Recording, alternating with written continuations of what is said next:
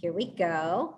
And hello, everybody. Here we are. What a great day we've had at the first day of the Powerhouse Smart Luxury Conference. I now have an incredible honor of introducing our landscape architecture hard hat tour with a landscape architect who's been part of Powerhouse Smart almost since the beginning. She is incredible talent. Please allow me to introduce Pamela Self, the principal of Pamela Self Landscape Architecture, and her incredible project she has earned for the last 7 years. Please, Pamela, tell us about it. Thank you for your kind words, Wendy, and thank you to Powerhouse Smart for the opportunity to share with you our Michigan Avenue experience. Pamela Self Landscape Architecture began in 2003. We are a landscape architecture firm that specializes in working closely not only with our client, but the architect, civil engineer, general contractor, and interior designer early in the project to create a strong integrated solution within budget parameters. Our work consists of equal parts residential, commercial, and public sector. Our projects range from 3 high school campuses in the Grand Cayman Islands to small healing gardens. Our residential work consists of urban gardens to multi-acre estates. We are currently working on residents in the Midwest, Texas, and California. In 2015, PSLA was chosen to be the second firm to design this iconic legacy landscape, and we're proud to be entering our 7th year. We have accomplished many of the goals we set and continue to enjoy learning more each year about this unique garden. Beginning in the 1950s, the heart of Michigan Avenue benefited from a series of major public works projects. In 1993, 33 blocks of Chicago's Magnificent Mile were transformed with the addition of 79 raised median planters down the middle of the street. Today's corridor is 2.3 miles long, extending from Roosevelt Road on the south, down by the Field Museum, all the way north to Oak Street Beach, up by the John Hancock Building. Wow, that's some project, Pamela. Thank you. It is. It is. You do start to lose the sense of scope at some point, but as you install, you realize how long that really is. Sure. Starting at the bottom of our photo, Roosevelt Road is just to the south here, and this begins our first planter. And you can see here the Agoro sculpture to give you reference. The medians have many different conditions, such as planters with or without existing plants, various sizes, shade from existing trees or buildings to full sun, wind tunnels, and varying moisture levels. You can see our planters starting to march along up Michigan Avenue here. From the aerial view, it seems like it's so small, but yet I know we're going to get closer and it's going to be enormous. Yes, yes. It's the aerials give us a sense of the length of it. It's the best way I can show the whole overall project. Heading from Roosevelt, we come up to the intersection of the Congress Parkway and the Congress Hotel. And here's the Art Institute to give you some reference. At a closer look, we can see 2 heights of the planter, a 30-inch height planter and then a 6-inch height planter, which are the heights of the planter throughout the project. The 6-inch height planter was determined by IDOT standard for site triangles for pedestrian crosswalks. Within every site triangle, the plants cannot be higher than 4 inches to ensure that the vegetation doesn't interfere with the motorist sight lines of the pedestrian crossing the street. So these are actually planted with permanent Lismachia, and we do not plant those each year. It's part of our display. The Art Institute, south, the first entrance to Millennial Park. And the cars enter here and go down under this planter, which is built on the roof deck, into the underground parking garage. Crazy, really crazy. And then as we cross, sorry to interrupt you. We start to see our next planter at the Art Institute.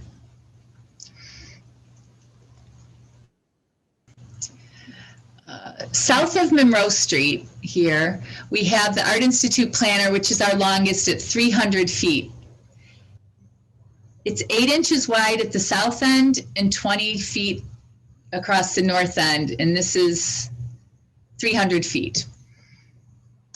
North of Monroe, we have our smallest set of planters that are a series of 6-foot by 12-foot planters interspersed between the garage vents from the underground structure.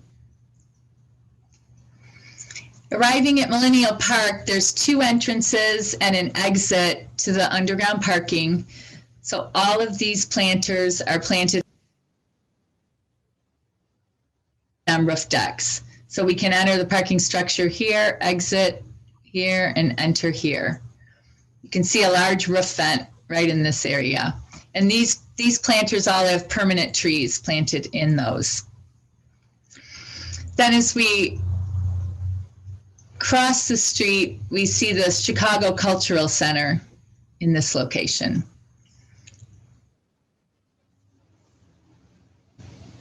A closer look, we can see that this is the last of our permanent trees in our planting beds, but this is, again, a 300 long foot planter with our garage vents across here, and we have the Cultural Center. And we average about 2,000 plants are planted just in this group of planters each year. As we head north to Wacker Drive, we have a series of 6 planters that only receive about 2 to 3 hours of sunlight a day, which presents us with another design challenge. Crossing the river, we're in front of the Tribune Tower and Wrigley Building. These planters have a few different conditions we deal with. These are 2 of the largest displays that we have.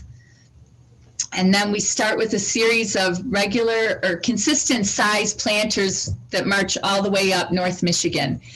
These 3 planters here are in a pedestrian site triangle, and they're only allowed to have plants that grow 4 inches tall.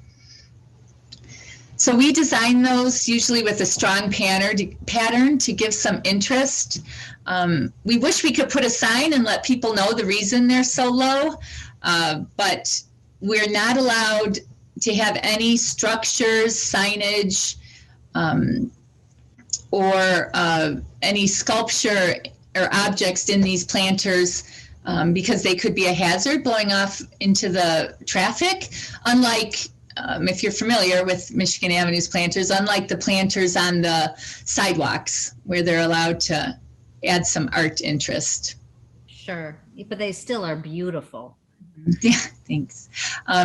So then as we move north, we arrive at Ohio Street. We can see the medians, as I said, start to be a consistent size, repetitive, and have no permanent planters. So this makes it a different design solution on the south. And then we reach Neiman Marcus, where we begin the last 4 individual planters, which are spread out over multiple blocks. And our last planter is located between the John Hancock Building and the 9th Presbyterian Church. So this is our furthest north planter, and that gives you an idea of just the length that our project spreads over. Really incredible, Pamela. Thank you. Our project's a year-long commitment. Beginning in August, we develop our design concept for the following summer, first selecting our color scheme and plant palette for the next year's display. In September, our design concept submitted to the city for approval. It's one of our drawings that illustrates the structure, mid, low, and trailing plants that we're proposing. Then after approval in October and November, we prepare and complete our construction documents and submit by Thanksgiving. The procurement of the seed takes place in December. Next, greenhouse propagation starts in January. We have scheduled reviews from February through May to inspect the plants for health and growth progress. We specify the growing pots need to be recycled as part of the grower's contract. And we get to see our plants growing all spring, which starts to get us excited about the next summer. Right. Even if it's cold out, you're still, you're already experiencing spring growth. Until this point, it's very academic. It's all on paper and you're thinking about it. But once you actually start seeing them grow, you start getting excited for the next year.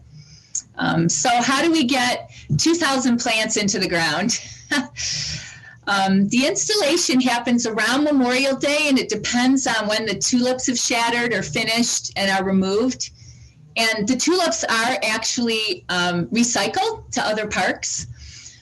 Because of the safety from the traffic, these installation occurs at night. We start at 6 p.m. The lane of our first planter is blocked off. The supplier's truck drives up and delivers the plants for that night, somewhere between 2,000 and 3,000 plants each night. And then at each planter, you can see we're checking the species and quantities as the plants are being unloaded. My team lays out the plants and the contractor follows behind us, planning with a crew of 10 to 20 people. A Safe Haven Landscape, a social business enterprise, has installed with us since 2015. We don't install on Saturday or Sunday nights, and we finish our layout sometime between midnight and 2 a.m. And then the contractors finish a few hours later after us. Our portion of the installation is 5 to 6 nights over 2 weeks, not including the contractor's days of bed prep and mulching. So total, it's about 10 days over a 2-week period. Flexibility is key since every year the schedule's altered mostly by the weather, but sometimes construction, or even last year our installation was halted because of the protests. So you need to be flexible during the process. This is our group photo after finishing our last night, completely exhausted and happy to be done with another year of installation. The day after our installation, we can see this planter here is in front of the cultural center. You can see the sizes that the plants are installed in. And this is actually when I start to get nervous because I start wondering how the plants will perform. We can do everything right with our plant selection, but due to the weather or unexpected circumstances, we can have a plant fail. And I do have to say, every year there is one plant that fails. And many times it's because of these really cold, wet springs we've had, or there could be an issue with the seed that we didn't know about until actually we saw the plant growing. So I do always plan there'll be one disappointment out of the 40-some plants that we pick each year. I think that's because you're a perfectionist, Pam. I've known you long enough. Yeah. So, and this is actually, I'll go back. So this actually is the planter in front of the Culture Center installed, and this is only a few weeks of growth. This is the same planter of installation. So if we can get some heat, the plants take off right away. This is just another example of up at Wacker Drive, what the plants look like in the first few weeks, and then, in another 6 weeks, how much they've grown. Our post-installation duties include a bi-monthly site inspection with CDOT and a Safe Haven supervisor to monitor the plants for growth deficiency, pests, disease, and maintenance issues. If our suggested treatment would harm the monarch caterpillars, we look for alternatives. So after we install in June, we're actually out on site every other week until the plants are removed in the end of October. So, which is very beneficial for us to be able to really monitor how these plant selections have done. What I enjoy most during my bi-monthly visits are seeing all the welcome insects, butterflies, and birds that we've attracted. Bringing nature to the Avenue was one of our goals, and we're proud that Michigan Avenue has been certified as a pollinator garden by the North American Butterfly Association. For certification, we need 3 butterfly nectar plants and 3 caterpillar host plants. And it may surprise some people, but these plants don't all need to be native or perennial, but they can be annuals. Each year we include Asclepias or milkweed in our plantings for the monarch caterpillars. On the left, we can see a monarch caterpillar party. That was so great. Leaves And then on the right, I call it the after party. Their voracious appetite stripped the plant clean of its leaves. The first year we were surprised to find this unlikely spot for their chrysalis until we realized the west side of the planter is protected from the strong Lake Michigan wind and receives warm afternoon sun. Here's a close-up of their pupa stages. I keep looking for a photo op of when the butterfly emerges with its curled and crinkled leaves that aren't ready for flight, but I haven't found one yet. That's great. So each year we have a strong monarch community flitting up and down Michigan Avenue corridor, much to everyone's delight. And in case you're wondering, by midsummer, all the Asclepias is in full leaf and flower again, as seen in the middle of this photo here. We also enjoy seeing the summer display as a home to hummingbird moths, bees, wasps, and various birds. As I said earlier, every year is a new design and plant palette. The following photos, I'm going to show you just a few different plant combinations and color schemes we've used over the years. This is just an example of a strong display of texture and color. This includes our permanent plants of barberry and hydrangea as part of our color scheme. We have permanent plants, the hydrangea and the barberry, that are in the southern planters all year.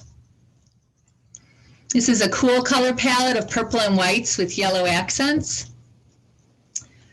One of our roof deck planters, heavily shaded by the ginkgo trees and permanent plants. We have a bright interplanting of color at the edge of those planters. Or we have bright colors in a narrow planter in full sun. You can see the can of Stuttgart was drying out a bit at the end of the season from the strong wind off the lake.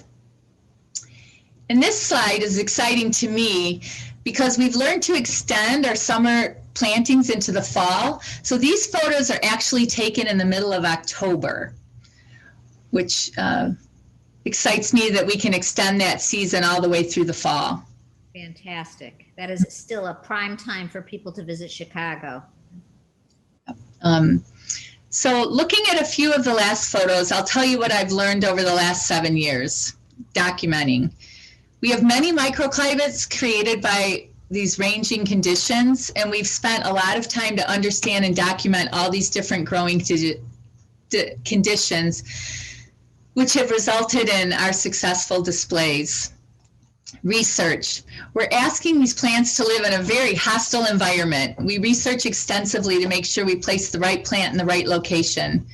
This plant is in the fall, and even with many of the flowers spent, we have visual interest in different shades of foliage and texture. Design. We incorporate high visual color impact either in flower or leaf, which is necessary to be seen, considering the viewers are often in motion or at a distance from the display. Our viewers are either walking, driving, or looking down from high rises, so you have to take all of that into account. Budget. We've reduced the city's overall costs by first adding additional permanent plants to reduce the number of annuals, and second, we've streamlined the installation process and reduced the amount of time by 25%. Additionally, what I'm proud about the fall display is when the fall budget has been cut from when this project was originally put in. We have the spring tulips, the summer annuals, and there used to be a fall display. But now we have the spring tulips and the summer annuals. So we've done a good job of having our display extend all the way into the fall, since the city isn't installing new annuals in the fall. And probably our proudest moment, I have to say, besides creating exciting displays each year, we continue to create over 2 miles of pollinator and nature-friendly gardens by supplying food, habitat, and banning harmful pesticides. While show-stopping annual display is demanded in the heart of our city, I believe we've demonstrated over the years how to add pieces of sustainability which can be incorporated into the most urban of places. Ending on one of my favorite views, I want to thank you all for listening to my story today, and we'll be happy to answer any questions. Pamela, that is outrageous. Absolutely. We have a little time for a couple questions. So we're going to bring you up full sprint, the full screen and get to those questions. Thank you again. This can't wait to hear the answers. Thank you, Wendy. Oh my gosh, Pamela, every time I see that whole video, I just can't believe what talent and what a job you have done, and all the people that you've impacted that come to Chicago, that live in Chicago. It's just amazing, just absolutely amazing. I see people on the chat saying, I had no idea how that got done. I always wondered. So kudos to you. You must be incredibly proud. You know, I thank you. And thank you for allowing me to do this, because it is funny. You get so involved in your projects, and you think of them in small pieces. So even when I'm watching this, you know, it hits you what size and the scope of the project, and you don't always, you know, think about that because you're so caught up in the day-to-day progress. But I am thinking how tired I'm going to be at Memorial Day when we do it again this year. It's a long marathon, the 10 days, but it's a fun project. During our prep and our earlier conversations, I asked you, and I wanted to ask you again while everyone's here, where do you get your, you had said to me that every year is a different palette, and I wanted to know where you get your inspiration for each year's landscape design. You know, actually, I usually pick a Chicago artist and think about that each year. There's been some that have been in the Cultural Center. 2 years ago, the Harry Who group was in the Art Institute. So I'll usually pick something like that. I also try to just alternate the years. I have to say this year got a little dark, but the foliage was, some of the foliage was darker than I thought on some plant material and grew. There was one plant that had gotten substituted that none of us knew. So the alocasia grew huge. It was like Jurassic Park out there. And it was a very blue, blackish brown color. But I said, my kids like to remind me that this was the least amount of people that saw it this year. So if there was going to be something, but I just try to mix it up each year and come up with some type of art. Absolutely astonishing. So I know there's going to be a lot more questions, and I know Daniel Wood said the same thing. I was going to say, I remember when you were first awarded this project, because I remember you telling me about it. I'm like, do you understand how big that is? I mean, I'm like, just like, taking it all in. And of course, I was just mesmerized. So this is amazing. And I know we could have spent much more time. And I know you put a lot of effort into preparing for today. And I so appreciate it. I know you're already in the greenhouses now with the plants for this year. We just got our first set of photos on the plants that have been planted right now to check. So basically this, we give requirements of what size they need to be when they're installed, and as they're going in, they show us the pictures, the root structure, all the different nurseries. They're being grown mostly in Michigan right now in greenhouses. I just got a call that one of the plants, they don't think they can, one of the tropicals, they don't think they can procure. So that's always an exciting couple days to figure out what we're gonna. A little wrinkle. Just a little bit. As far as the sustainability, we talked about this briefly. You did say there was some recycling going on, and what about the water situation? Yeah, actually the south half of the project, south of Wacker, is irrigated, and north of Wacker, a safe haven waters each day. We just try to make sure that the plants that we use have the same amount of requirements. So, we're using everything that needs about the same amount. They actually were able to add the irrigation our first year. It's because so much of it's on the roof deck. They could get the plumbing in, but the north, they can't access those planters. So they don't overwater. They do a good job of just using the minimal. We don't use pesticides or insecticides because of the monarch butterflies. If we do see pests, sometimes you can just hand pick them off, or they're not doing too much damage. We've come a long way.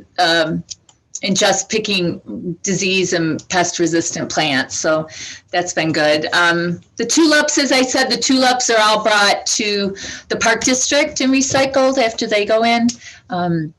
We have reduced the amount of annuals that the city uses because some of the planters are, I made a mistake in the Art Institute, it's 8 feet wide to 20 feet wide. So what you found is when you have some of those permanent plants, pedestrians and people in cars can't really see into those beds. So instead of, originally when we started, the past firm was putting in 20 feet wide, 20 feet of annuals all the way across, and you couldn't see most of those. So we brought in some little blue stem, panicum, some New Jersey tea, Duranvillea, and filled some of those areas. So we've reduced actually the overall cost on some of that. So, and I think, probably just bringing in the pollinators or something else sustainable. It's, as I said, we would all love to be more sustainable. And I think we have to realize that bringing even just a piece of sustainability in and showing people how that can work still in a very ornamental, this needs to be a very showy display. We have had people ask why it's not, we don't bring in more plants or native plants or permanent, but, it's a showpiece. So every piece has it. Yeah. So. And it's absolutely stunning. So please bring your questions to the the discussion Q&A on Whova, and Pamela will be available to answer for the next, for tomorrow, a whole nother day. And right now we're going to end this session. Again, thank you so much, Pamela. I'll see you at Speed Networking, which is going to be starting in just a couple minutes. So thank you again. Okay, thank you. Thank you.